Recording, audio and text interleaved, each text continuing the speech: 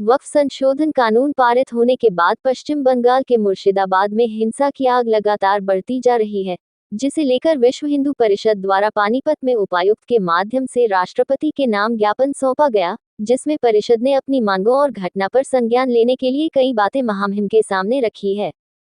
ज्ञापन में परिषद का कहना है कि पश्चिम बंगाल के मुर्शिदाबाद में वक्फ कानून के विरोध की आड़ में संपूर्ण बंगाल को जिस प्रकार हिंसा की आग में जलाया जा रहा है, हिंदुओं को प्रताड़ित किया जा रहा है, राष्ट्र विरोधी और हिंदू विरोधी तत्वों को निर्बाध रूप से अपने षड्यंत्रों को क्रियान्वित करने की खुली छूट दी जा रही है, उससे स्पष्ट है कि बंगाल की स्थिति अत्यधिक चिंताजनक है।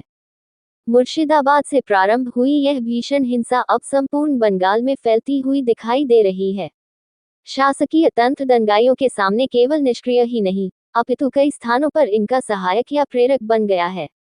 इससे पहले कि स्थिति नियंत्रण से बाहर हो जाए, केंद्र सरकार को प्रशासन का नियंत्रण व संचालन अपने हाथ में लेकर राष्ट्र विरोधी व हिंदू विरोधी तत्वों को उनके कुकर्मों के लिए कठोरता से सजा दिलवानी चाहिए। मुस्लिम भीड़ द्वारा 11 अप्रैल 2025 को वक्फ कानून के विरोध के नाम पर किया गया हिंसक प्रदर्शन, कानून बनाने वाली सरकार के विरोध में नहीं, अपितु हिंदू पर हिंसक आक्रमण के रूप में था, जबकि हिंदू समाज की इस कानून के निर्माण में कोई भूमिका नहीं थी और यह एक शुद्ध संवैधानिक प्रक्रिया थी। इसका स्पष्ट अर्थ है कि वक्फ तो केवल बहाना था, असली उद्देश्य मुर्शिदाबाद को हिंदू शून्य बनाना था। इस उन्मादी जिहादी भीड़ ने हिंदुओं के 200 से अधिक घरों और व्यावसायिक दुकानों को लूटकर जलाया, सैकड़ों हिंदुओं को बुरी तरह घायल किया व 3 नागरिकों की निर्मम हत्या की गई। दर्जनों महिलाओं के शीलभंग भी किए गए। परिणाम स्वरूप 500 से अधिक हिंदू परिवारों को मुर्शिदाबाद से पलायन करना पड़ा। उनके पास जाकर उनकी चिंता एवं सहायता करने की अपेक्षा सुश्री ममता बनर्जी दंगा भड़काने वाले इमामों से मिल रही है, जिनमें से एक इमाम ने एक दिन पहले ही धमकी दी थी कि अगर ममता बनर्जी ने उनका साथ नहीं दिया तो वह उसकी औकात बता देंगे। अब ये सारे तथ्य सामने आने पर यह समाचार मिल रहा है कि ममता जी अब शरणार्थियों को सुविधा देने की जगह उनको वापस जिहादियों के सामने जबरन परोसने का षड्यंत्र कर रही है। आज की बंगाल की स्थिति से यह स्पष्ट है कि ममता सरकार भारत के संघीय ढांचे को बंगाल में ध्वस्त कर अपनी सरकार और वोट बैंक को सुरक्षित रखने के लिए किसी भी सीमा तक जा सकती है। बंगाल में राष्ट्रीय सुरक्षा खतरे में आ चुकी है। बांग्लादेशी व रोहिंग्या घुसपैठियों को निर्बाध रूप से आने दिया जा रहा है। उनके आधार कार्ड बनाए जा रहे हैं।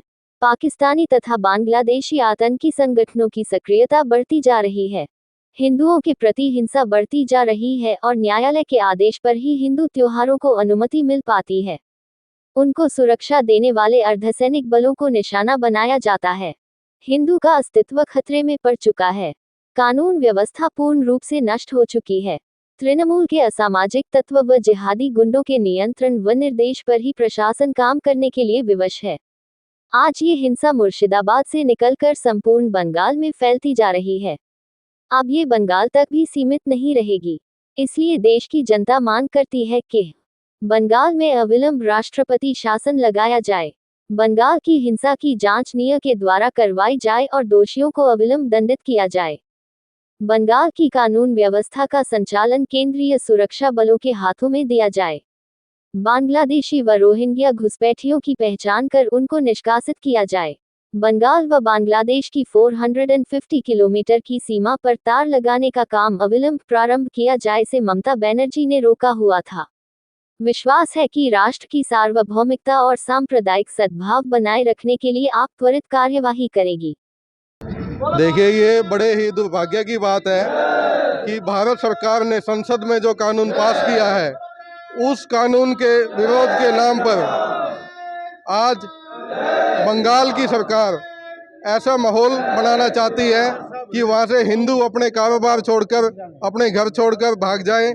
वहाँ ऐसा दहशत का माहौल बनाया हुआ है, हिंदुओं की हत्याएं हो रही हैं। जैसा बहुत साल पहले कश्मीर में हुआ था, बंगाल में भी ऐसा माहौल बनाना चाहते हैं।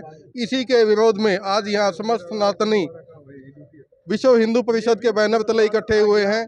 डीसी साहब के माध्यम से हम माननीय राष्ट्रपति को ये ज्ञापन देने आए हैं कि मौजूदा बंगाल की सरकार को बर्खास्त किया जाए और हिंदू हितों की रक्षा की जाए। नहीं चलेगी, नहीं चलेगी। वहाँ पर राष्ट्रपति शासन जरूर लागू होना चाहिए। हमारी बेटियों पर जो अत्याचार हो रहा है उसे रोकने के लिए सरकार को कानून बनाना चाहिए। मैं ये कहना चाहती हूँ, जो हमारे वेस्ट बंगाल में जो भी हो रहा है वो हमारे हिंदुओं के बर्दाश्त से बाहर है। ममता सरकार जो कर रही है गलत कर रही है। ममता सरकार को हटाना चाहिए और वहाँ राष्ट्रपति शासन होना चाहिए। हम अपने भाइयों, अपने बहनों, अपनी बेटियों पर जो हो रहा है अत्याचारों से हम और बर्दाश्त नहीं कर सकते। ममता को हटाओ और राष्ट्रपति शासन लाओ। हमारा एक ही नारा, एक ही उद्देश्य है, हिंदू बचाओ, अपना देश बचाओ। सीमा वर्मा हिंदुस्तान का हिस्सा है और हम अपने हिंदुस्तान में ही अगर सुरक्षित नहीं हैं तो हम कहाँ सुरक्षित हैं। हम अपने जितने भी ऊपर हमारे पदाधिकारी हैं उनसे यही पूछना चाहते हैं कि हम अगर अपने हिंदुस्तान में सुरक्षित नहीं है तो हम कहाँ जाएं। हिंदू जो है उसको वहाँ से क्यों हटाया जा रहा है। तो हमारे हिंदुओं की सुरक्षा के लिए सरकार ज़रूर कुछ करे, यही मेरी उनसे गुजारिश है।